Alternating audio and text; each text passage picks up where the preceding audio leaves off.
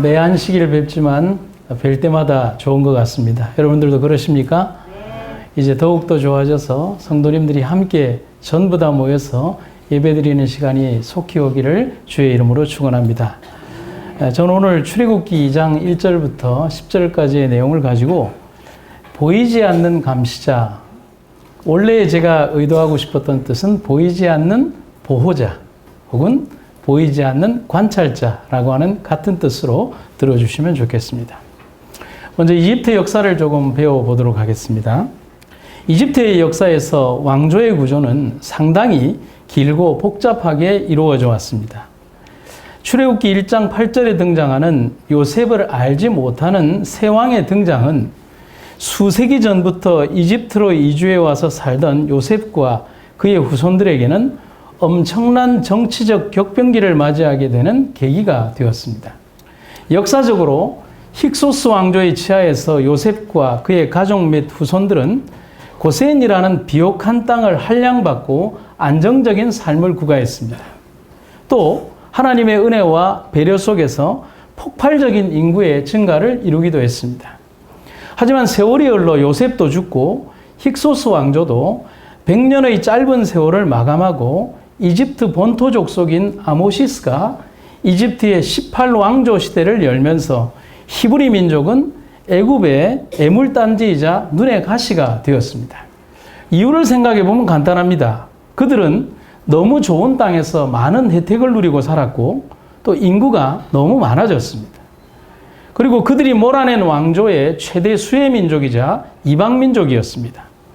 그것은 히브리 백성들에 대한 탄압의 좋은 빌미가 되었습니다. 결국 그들은 강제적인 인구 감산과 인종 청소를 위해서 강제 노역은 물론이고 히브리 산파를 통한 신생아 중에 남자아이의 살인을 명령하게 됩니다. 엄청난 사륙이 벌어지게 되는 것입니다. 흡사 이 장면은 예수님의 탄생과 더불어 예수님을 죽이기 위해서 남자아이를 죽이라고 명령한 헤롯의 명령과 똑같은 사단의 계획임을 우리는 단번에 알 수가 있습니다. 하지만 하나님을 두려워하고 경외했던 히브리 산파들은 자신의 목숨이 위태로웠지만 바로의 명령을 따르지 않고 남자아이들을 살려주게 됩니다.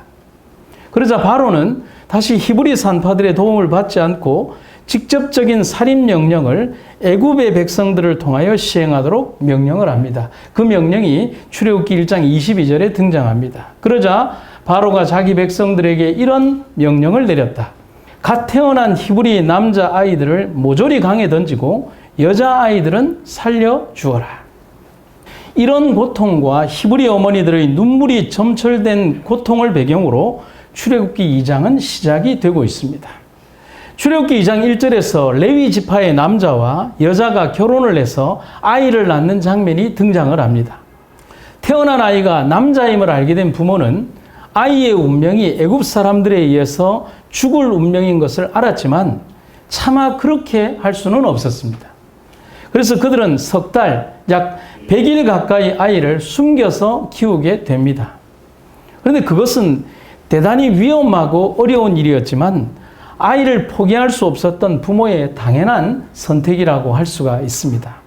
하지만 석 달이 지난 다음에 아이를 더 이상 숨길 수 없는 상황이 되자 부모는 어떤 선택을 할 수밖에 없었습니다. 만약에 집안에서 발각이 된다면 아이는 애굽 사람들에게 아이를 빼앗기게 되고 강물에 던져서 악어와 그리고 고깃밥이 될 것이기 때문에 그렇습니다. 이때 아이의 부모가 어머니가 선택한 것은 전적인 맡김을 선택하게 됩니다. 여러분, 제가 여기에서 전적인 맡김이라 표현할 수밖에 없는 이유는 아이를 떠나보내기 위해서 어머니가 선택한 기상천외한 방법 때문에 그렇다는 사실입니다. 출애굽기 2장 3절에 그 방법이 등장을 합니다. 그러나 더 이상 숨길 수 없게 되자 여자는 갈대 상자 하나를 준비하고 거기에다 역청과 송진을 바르고 아이를 그 안에 뉘었습니다. 그리고 그 갈대 상자를 나일 강둑을 따라 나 있는 갈대 사이에 두었습니다. 여러분, 여인의 선택은 아이의 운명을 애굽의 살인자들에게 그냥 맡길 것이 아니라 갈대로 엮은 조그마한 보트 같은 요람에 태워 거대한 애굽의 강물에 아이를 띄워보내지만 그냥 띄워보내는 것이 아니었습니다. 여호와께서 맡아 주실 것이다 하는 것입니다. 분명코 하나님이 이 아이와 함께 하실 것이라는 확실한 믿음이 있었기 때문에 그 어머니는 그렇게 했던 것입니다. 그렇기 때문에 전적인 맡김이라 말하는 것입니다. 아멘이죠? 네. 이제부터는 전적인 하나님의 섭리하심이 작동하는 시간입니다. 지금까지 인간적인 어떤 부모의 사랑과 어떤 은혜가 조금 작용했다고 하면 지금부터는 전적인 하나님의 섭리하심이 작동하는 시간입니다. 인간으로서는 더 이상 어떤 계획도 세울 수도 없고 방법도 없는 상황에서 이제 하나님은 이 히브리 부부의 100일밖에 되지 않는 아이를 위하여 원대한 하나님의 계획을 세우시고 실천하시고 또 보호하시고 이루시는 일들을 우리가 보게 되는 것입니다. 우리에게 선택권이 하나도 남아있지 않을 때 우리는 하나님이 하실 놀라운 일에 가장 잘 준비한다. 여러분, 이 말은 사람이 하는 것이 아니라는 말입니다. 오직 하나님만이 하실 수 있음을 말하는 것입니다. 그분이 단단히 붙들고 지키시고 계심을 말하는 것입니다. 우리는 믿고 기다려야 함을 오늘 이 시간 배우시기를 간절히 바랍니다. 본문 출애굽기 2장 4절부터 6절에는 눈에 보이지 않는 감시자가 있음을 말해주고 있습니다. 그의 누이가 어떻게 되는지를 알려고 멀리 섰더니 바로의 딸이 목욕하러 나일강으로 내려오고 시녀들은 나일강가를 거닐 때에 그가 갈대 사이에 상자를 보고 시녀를 보내어 가져다가 열고 그 아기를 보니 아기가 우는지라. 아이는 나일의 갈대숲에 숨겨지게 되고 그의 누나가 갈대숲 근처에서 지켜보고 있다고 기록하고 있습니다. 여러분, 제가 질문을 드리죠. 과연 어린 이 누나가 이 아이의 보호자와 관찰자와 감시자가 될 수 있겠습니까? 아닙니다. 이 아이가 할 수 있는 것은 그냥 보는 것밖에 없습니다. 동생을 걱정하는 마음으로 지켜는 보지만 소녀가 할 수 있는 일은 아무것도 없었습니다. 하지만 우리는 단 하나도 걱정할 필요가 없습니다. 구조와 선지자의 그 정답이 나와 있습니다. 어머니 대신 그의 누이 미리암이 그 부건에 머물러 있으면서 표면상으로는 무관심한 채 하면서 그의 작은 아우에게 어떤 일이 벌어질지를 마음 졸이며 지켜보고 있었다. 그리고 다른 감시자들도 있었는데 어머니의 열렬한 기도가 그의 아들을 하나님의 보호에 의탁하게 되자 눈에 보이지 않는 천사들이 그의 비천한 휴식처 위를 날고 있었다. 천사들은 바로의 딸을 그곳으로 인도하였다. 아이를 숨겨둔 갈대밭 주변에는 아이의 누나만 있었던 게 아니었다는 사실입니다. 아이를 하나님에게 맡긴 후부터 천사들이 그 아이의 주변을 날아다니며 그 아이를 보호하고 인도하고 지키고 있음을 우리는 볼 수 있어야 합니다. 우리가 꼭 보아야 할 장면은 바로의 공주와 그 다음에 모세의 만남이 절대로 우연이 아니라는 사실을 알아야 합니다. 둘의 만남을 위해서 천사들의 역할이 분명히 존재했음을 우리는 기억해야 합니다. 그래서 제가 이것을 한 4개 정도로 한번 정리를 해봤습니다. 첫 번째, 아이의 어머니가 아이를 나일강 숲에 숨기도록 한 것은 천사의 인도함 때문이었습니다. 맞습니까? 두 번째, 갈대숲에 있는 아이를 발견함도 천사의 계획이었습니다. 맞습니까? 맞습니다. 세 번째, 우는 아이를 보며 아이가 히브리인들의 아이임을 단번에 공주가 알아봤음에도 불구하고 불쌍히 여기는 마음을 가지게 한 것은 천사의 역할, 곧 그의 임재 때문이었습니다. 맞습니까? 맞습니다. 그리고 네 번째, 그뿐일까요? 누이 미리암이 담대하게 공주의 앞으로 달려가 히브리 여인 중에서 유모를 데려오겠다고 말하는 모습에서 어린 미리암을 이끄는 담대함과 지혜는 어린아이가 감히 상상할 수 없는 천사의 동행이 있었기 때문에 가능한 일이었습니다. 아멘이지요? 출애굽기 2장 7절, 그의 누이가 바로의 딸에게 이르되 내가 가서 당신을 위하여 히브리 여인 중에서 유모를 불러다가 이 아기에게 젖을 먹이게 하리이까. 여러분, 이 장면이 평범한 장면으로 보이십니까? 어떻게 비천한 히브리 아이, 여자아이가 공주의 앞으로 가는 것도 그렇지만 이 아이가 하는 말을 잘 보시면 이 말 속에 하나님의 섭리하심이 있다는 사실을 우리는 배우게 됩니다.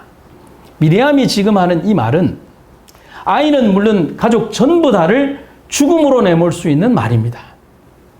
이미 공주는 이 아이가 히브리인의 아이임을 알고 있기도 했지만 갑작스럽게 등장한 아이가 감히 히브리 여인 중에서 아이를 위한 유모를 데려오겠다는 말 속에서 누가 봐도 이 아이와 가족들이라는 사실을 조금만 생각하면 알 수 있지 않겠습니까?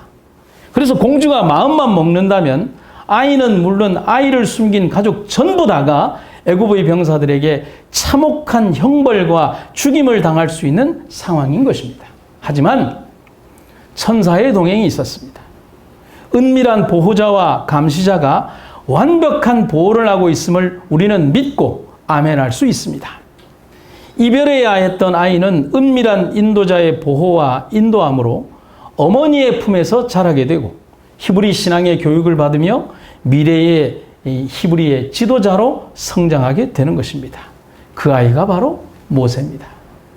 요하네스 브란치라고 하는 마틴 루터의 친구이자 독일의 용감한 종교개혁자 중에 한 사람이 있습니다. 그는 종교개혁에 반대해서 수많은 성직자들을 죽이고자 했던 스페인 왕 찰스 5세의 굉장한 미움을 받았습니다. 그래서 어느 날 스페인의 왕실 기병들이 찰스 5세의 명령을 받고 이 요하네스 브란치를 체포하기 위해서 이 기병대가 출몰했다는 소식을 듣게 되었습니다. 그 소식을 듣자마자 브란치가 기도하기 시작했습니다. 그때 하나님으로부터 음성이 들려왔습니다. 브란치야, 빨리 빵 한 조각을 갖고 아랫마을로 내려가거라. 거기서 문이 열려진 집을 발견하면 그 집 지붕 밑에 숨어라.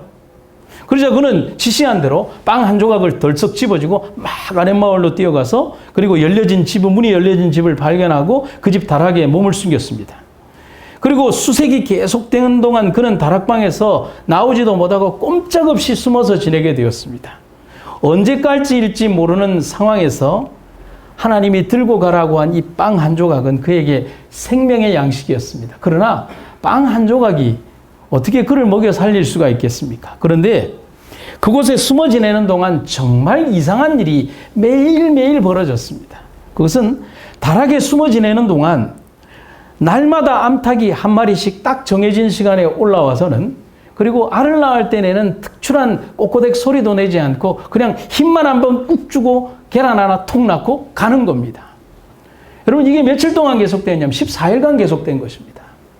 그는 이 빵을 나누어서 먹고 이 달걀을 먹으면서 14일을 견딜 수 있었습니다. 15일째 되는 날 그런데 닭이 올라오지 않았습니다. 그는 두려웠지만 이상하게 생긴 그가 위험을 무릅쓰고 내려왔더니만 14일 동안을 뒤지던 그 병사들이 없다고 생각하고 다 철수해버린 뒤였다는 사실입니다. 그렇게 그는 15일 만에 그곳에서 나올 수 있었습니다. 하나님의 섭리는 참 위대합니다. 아멘입니까? 그래서 오스왈드 챔버스라고 하는 서양의 목사이자 신학자는 우리에게 아주 중요한 말을 이렇게 전합니다. 세상은 하나님을 믿는 신자의 입을 막을 수는 있지만 그를 보호하시는 하나님을 막을 수는 없다. 아멘. 우리는 여기에서 하나님의 철저한 보호와 섭리하심이 오늘의 우리를 이끌고 있다는 사실을 단 한순간도 잊어버려서는 안 된다는 사실을 기억하시기를 간절히 바랍니다. 또 다른 목격자에 대해서 성경은 이렇게 기록을 합니다. 요한복음 21장 4절과 5절에 날이 새어갈 때에 예수께서 바닷가에 서셨으나 제자들이 예수신 줄 알지 못하는지라 예수께서 이르시되 얘들아 너희에게 고기가 있느냐 대답하되 없나이다. 성경에서 예수님은 하나님의 존재와 동행을 말씀하시면서 은밀한 중에 보시는 아버지로 표현을 하고 있습니다. 마태복음 6장 4절에 네 구제함을 은밀하게 하라. 은밀한 중에 보시는 너의 아버지께서 갚으시리라. 6장 6절 너는 기도할 때에 네 골방에 들어가 문을 닫고 은밀한 중에 계신 내 아버지께 기도하라. 은밀한 중에 보시는 내 아버지께서 갚으시리라. 이는 금식하는 자로 사람에게 보이지 않고 오직 은밀한 중에 계신 내 아버지께 보이게 하려 함이라. 은밀한 중에 보시는 너의 아버지께서 갚으시리라.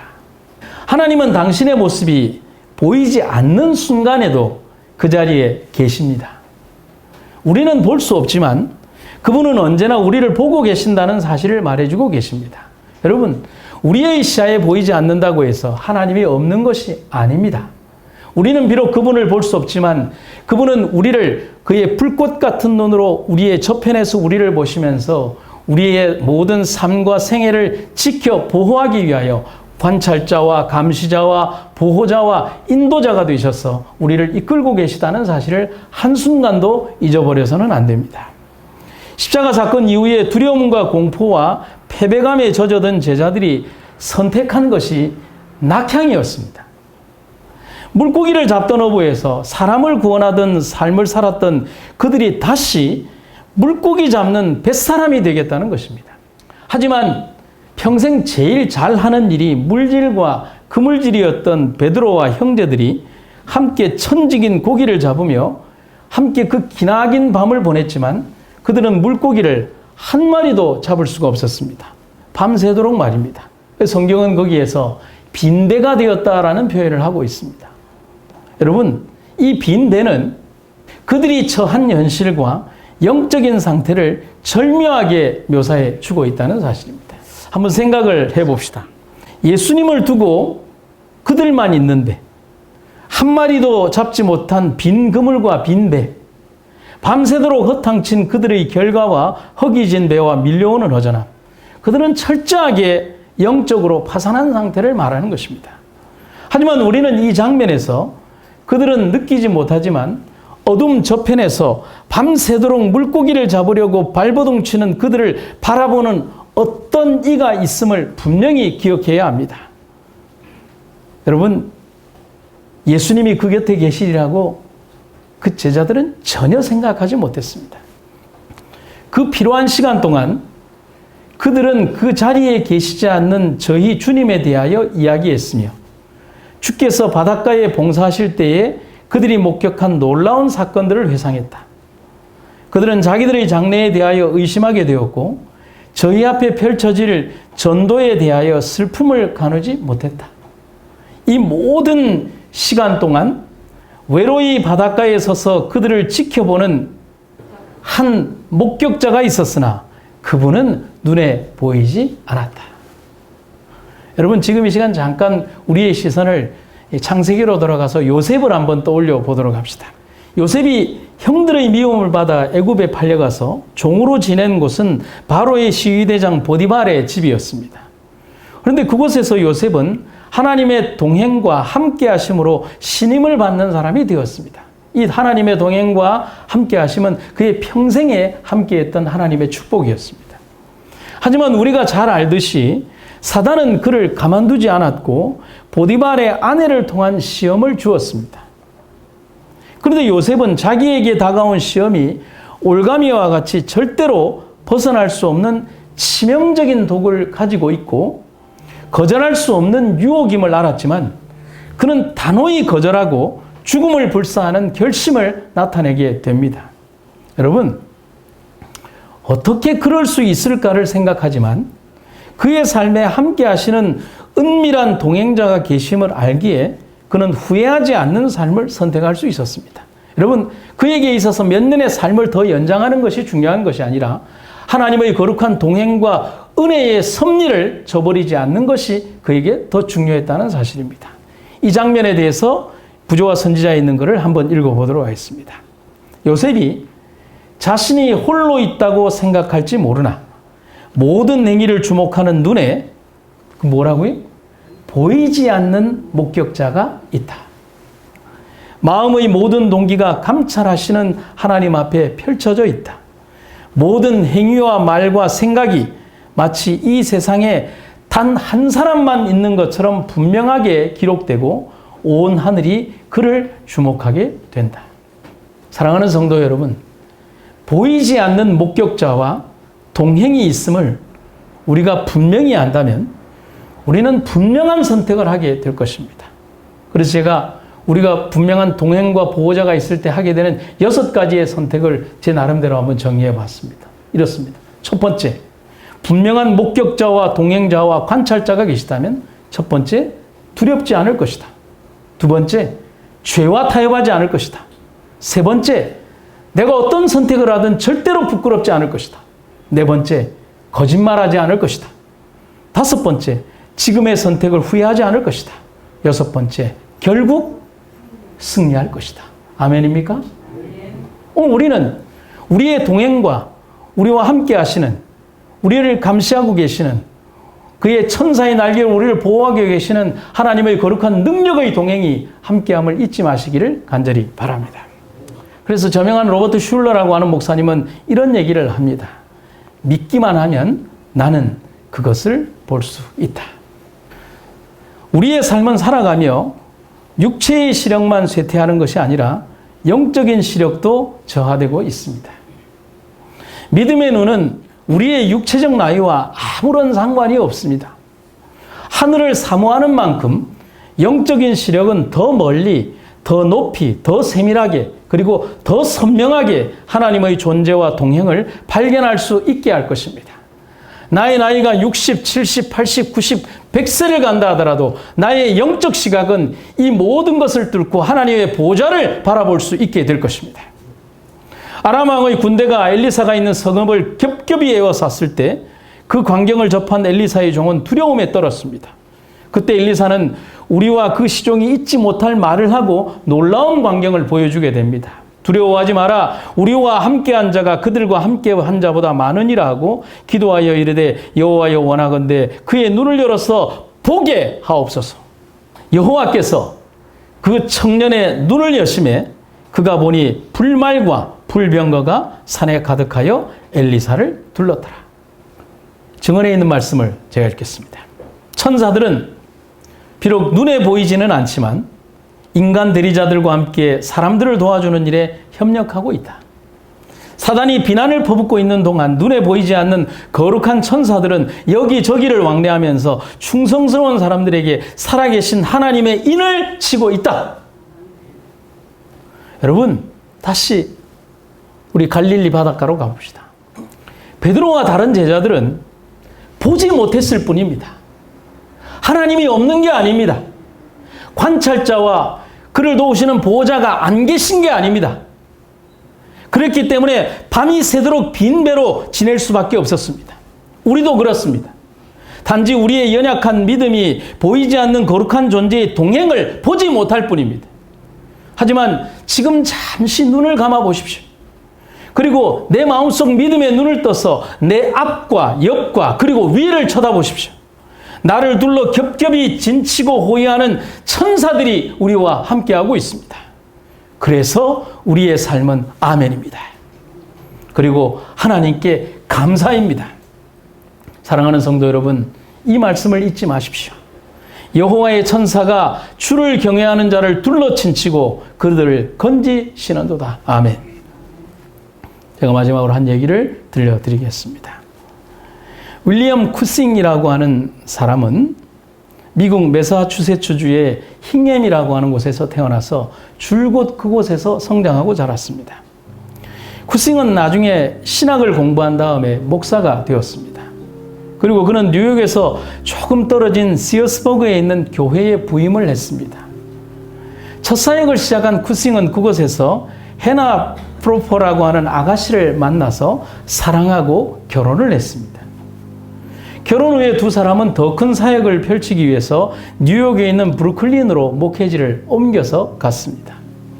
모든 일이 너무나 행복하고 순조롭게 되어가니 정말 좋았습니다.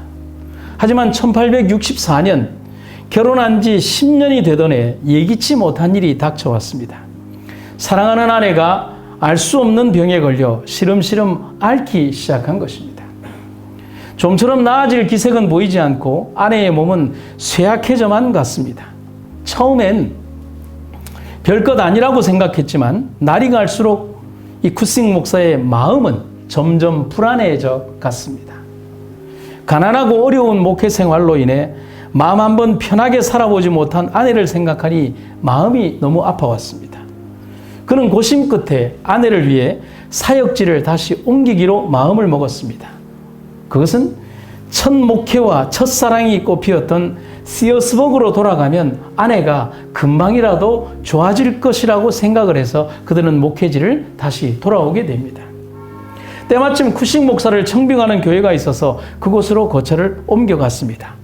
그러나 그의 정성어린 간호에도 불구하고 1870년 7월 13일 아내는 남편을 두고 세상을 떠나고 말았습니다. 그는 세상의 모든 것을 잃어버린 것 같은 피통함 속에 잠기게 되었습니다. 그런데 비극은 여기에서 멈추질 않았습니다. 목회하며 아내를 돌보느라 오랫동안 누적되어 온 피로 때문에 감기가 잦게 찾아들었습니다. 쿠식 목사에게 감기가 더불어 찾아온 쉰 목소리가 몇 년이 지나도록 낫지를 않았습니다. 급기야 그는 성대가 심하게 손상되어 말을 전혀 하지 못하고 글씨로 의사를 나누어야 할 지경에 이르게 되었습니다. 말씀을 전하는 것이 사명인 목사에게는 치명적이었습니다. 쿠식 목사는 안타까움을 이루 말할 수 없었지만 목회를 그만두고 강단을 떠날 수밖에 없었습니다. 아내를 잃고 목소리까지 잃어버린 그에게 그 무엇도 위로가 되는 것은 없었습니다. 쿠식 목사는 육신의 생명을 포기하고 싶을 정도로 낙심이 컸습니다. 그때 그는 이런 절망적인 기도를 하나님 앞에 드렸습니다. 주님, 주님의 뜻이 어디에 있습니까? 저를 이 땅에 태어나게 하신 이유가 있기나 한 것입니까? 사랑하는 아내도 데려가셨으니 차라도 저의 목숨도 거두어 주십시오. 말도 못하는 이 육신을 데려가 주십시오. 모든 것을 포기하고 절망 가운데 있던 어느 날 마음이 강팍해지고 완악해진 그에게 하나님께서 그의 마음속에 이렇게 응답하셨습니다. 너는 내 것이다. 말 못하는 입술도 내 것이고 병든 네 몸도 모두 내 것이다. 그때 쿠싱은 하나님의 사랑을 다시 한번 깨달았습니다. 그리고 그는 이렇게 하나님 앞에 다시 기도하게 됩니다. 사랑하는 주님, 건강한 몸으로 주님께 충성하지 못했는데 이 병든 몸으로나마 충성하고자 하오니 당신을 위하여 할 일을 허락하여 주옵소서. 그리고 그는 하나님께 눈물을 흘리며 무릎을 꿇고 기도를 드렸습니다. 주님께서 그의 영혼을 어루만져 주실 때 쿠싱은 주님에 대한 첫사랑이 회복된 것을 느끼게 되었습니다. 그리고 완전히 주님을 의지하게 되었습니다. 전적으로 하나님만 바라보게 되었습니다. 그리고 그는 명예도, 재물도, 사역도, 건강도, 그리고 생명까지도 내려놓았습니다. 그는 하나님의 사랑의 날개 아래 거함으로써 그가 만족하기를 원했습니다. 그는 하나님의 종으로 산다고 하면서도 완전히 주님의 날개 아래 거하지 못한 시간들을 하나님 앞에 철저히 회개했습니다. 그래서 그는 말은 할 수 없었지만 그는 글로 하나님을 찬양하기 시작했습니다. 그리고 그가 쓴 시가 우리가 부르는 찬송가 찬미가 곡 속에 한 곡으로 남아 있습니다. 그것이 찬미가 527장 주 날개 밑이라는 찬송시입니다. 주 날개 밑 내가 편하게 있네. 비바람 거세고 어수어도 주께서 나를 잘 지킬 줄 아니. 주 날개 밑 나의 피난처 되니 거기서 쉬기를 원하노라. 내 슬픔 잊을 길 세상에는 없대. 주 안에 안위함 얻으리라. 주 날개 밑 즐겁도다. 그 사랑 끊을 자 니뇨. 주 날개 밑 내 편이시며 영원히 거하겠네. 그가 살아간 삶은 분명히 고통과 눈물과 아픔이 점철된 삶이었겠지만 우리네 삶은 이 땅에 영원히 머물지 않음을 우리는 알아야 합니다. 그리고 그는 영원히 거하는 하나님의 땅 아래에서 자신의 모든 위로를 받으며 이 땅에 그와 함께 하시는 하나님과 함께 삶을 살아가다 마감을 하게 됩니다. 하나님은 우리들, 곧 이런 이별과 슬픔의 세월을 맞이할 우리들에게 분명히 말씀하고자 하십니다. 내가 너희와 항상 함께 할 것이다 라고 말입니다. 보이지는 않지만 분명한 동행이 있습니다. 두려워하지 마십시오. 의심하지도 마십시오. 오직 하나님만 의지하십시오. 그것만이 해답이며 그것만이 우리의 선택이 되어야 합니다. 하나님이 오늘도 보이지 않는 곳에서 나를 지키시며 이 흑암의 밤을 낮으로 바꾸십니다. 사랑하는 성도 여러분, 그것을 믿으십니까?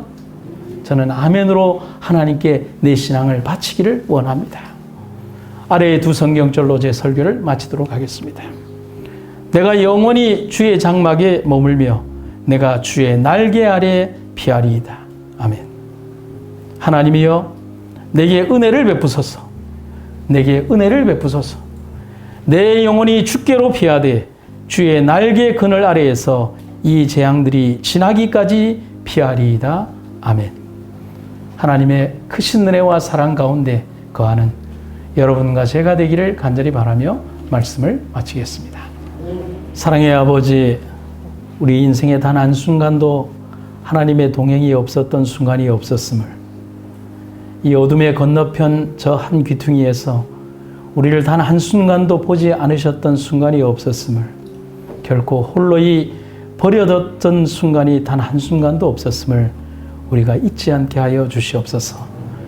우리가 살아가야 되는 삶의 순간순간들마다 우리 주님이 함께 하실 것임을, 또 언제나 우리와 함께 하시며 우리를 절대 놓지 않을 것임을 우리가 믿게 하옵소서. 우리 인생의 어느 순간에 선다 할지라도 우리를 영원히 이끌어 주시는 주님께서 우리의 뒤편과 앞편에서 언제나 우리를 이끌어 주시고 우리를 인도하실 것임을 우리가 믿게 하옵소서. 사랑하는 주님, 오늘 우리에게 베푸신 주의 은혜와 사랑을 감사드리며 이 예배당과 그리고 각종 여러 장소에서 예배를 드리는 우리 주의 백성들 모두에게 주의 은혜가 임하도록 도와주시옵소서. 하늘의 고귀하신 사랑과 은혜가 우리에게 풍성한 은혜 베푸시기를 간절히 구하며 예수님 이름으로 기도드립니다.